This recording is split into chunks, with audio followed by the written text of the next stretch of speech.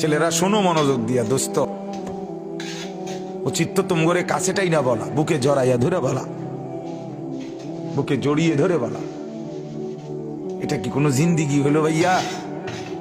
কখনোই আল্লাহকে ডাকতে মন চায় না, এক বেলা নামাজ পড়তেও মন চায় না, কোনো দিন ফজরের নামাজ পড়তে মন চায় না, কোনো দিনও আল্লাহকে ডাকতে মন চায় না। আয় হায়, এটা কি কোনো মানুষের জীবন হইল ভাইয়া?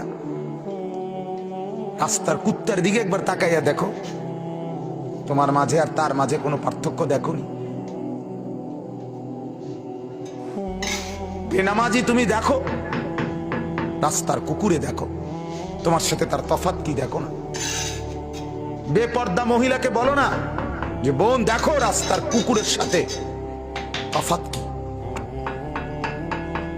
বেহায়া নারীকে বলেন এক কুকুর দুর্গন্ধ ছড়ায়, বেহায়া নারী তার চাইতে বেশি দুর্গন্ধ ছড়ায়।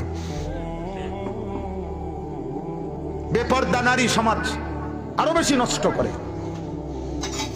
সমাজ নষ্ট করে।